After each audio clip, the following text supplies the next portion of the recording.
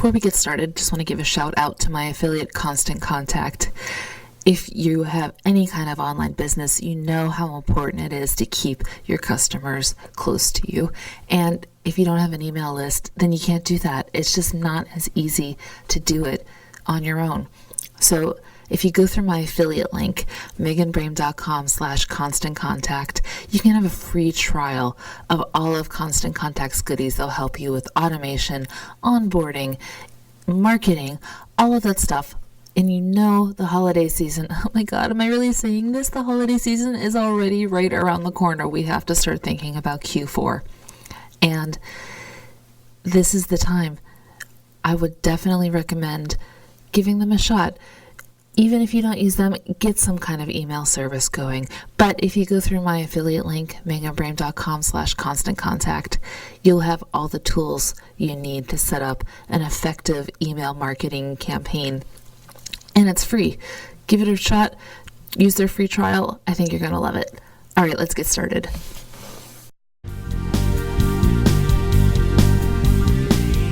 It's time to grow your business, stop spinning your wheels, and build the life you deserve. And I'm here to help. My name is Megan Brame. This is Stop Sucking at Business. Hey guys, Megan here. Thank you so much for joining me today on Stop Sucking at Business. Should I do the intro or do you know me? If you're not, hi. My name is Megan Brame. I'm a 5-time award-winning entrepreneur. I am here to help you succeed at your own business. So thank you so much for joining me today. And let me take my necklace off because it keeps rubbing against the table and will probably make lots of noise. So, book review time. I just finished the audiobook of The Power of Habit by Charles Duhigg. And I got it from the Libby app because I was interested in, the psychology of habits, how these things work, how you change a habit, and just all of the internal workings of it. And so I gave that a shot, and I gotta tell you, it's a pretty dry book. It's interesting in a level of background of basically how we've all been manipulated with our habits and how we do things automatically. And the only,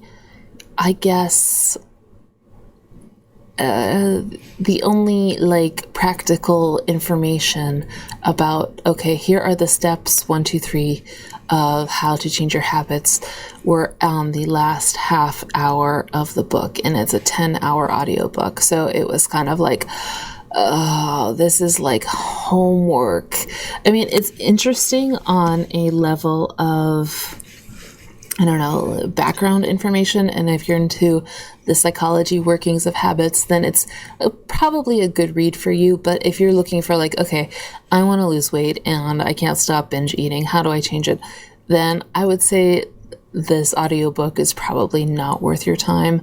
I'd probably pick up the actual physical book and skip to the last section because that's how it talks about how to change your habits and how to recognize your habits. But I can also say that it wasn't anything revelatory. So if you need something to do, I guess, listen to the book or read the book.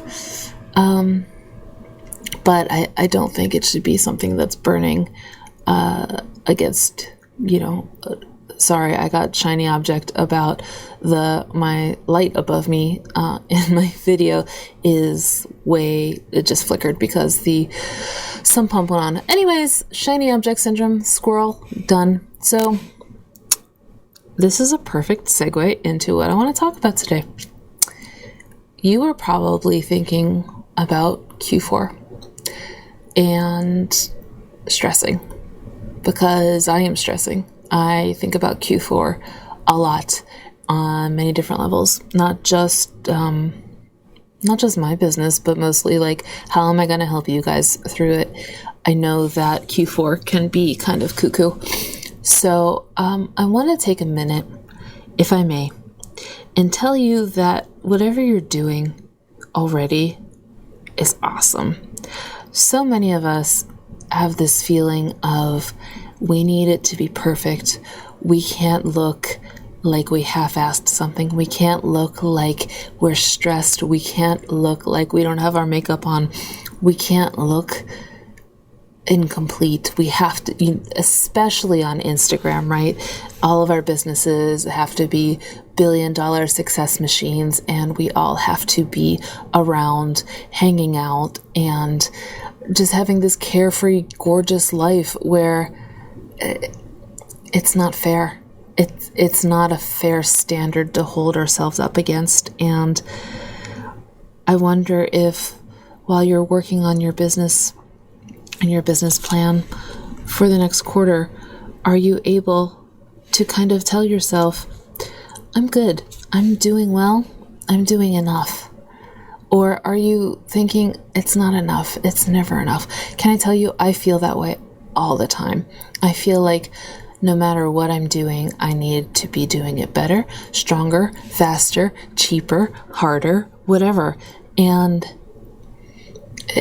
I feel like it's this hustle world that we have created for ourselves, whether we are entrepreneurs, small business owners, or we're just slogging a 9-to-5 and happy with that. I mean, all of us kind of have, millennials especially, if I may, have fallen into this, like, I need to be busy all the time because baby boomers are telling me that I suck and I feel like I suck and I'm not making enough money and I'm not enough. Nothing is enough. And I feel like that is super unfair for all of us. So this is going to be a short episode because I don't want you to feel bogged down and have to hear the same thing over and over and over and over and over again about you are enough and you don't need to be 400% perfect. Let me give you a piece of advice on how to break this cycle if you are in this cycle. If you're not and you are super mentally healthy, please shoot me a DM on Instagram and tell me how you're doing that, because you should run a self-help section. So here's how I combat the fear of not being perfect and not releasing perfection at everything that I do. Can I go to sleep tonight and feel like I was productive? And if your answer is no, then can you reflect and think about 3 things that you accomplished that day? And I've said it before, like sometimes it's just, I got a shower today and that's an accomplishment. Because sometimes that is totally an accomplishment, right?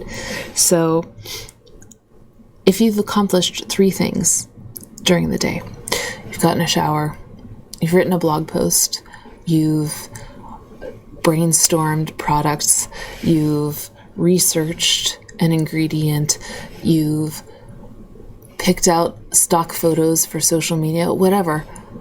I bet you've done something, and I bet you've done 3 things today that have moved you forward. And that is enough. That is awesome, because all of those things are teeny tiny steps that move you forward.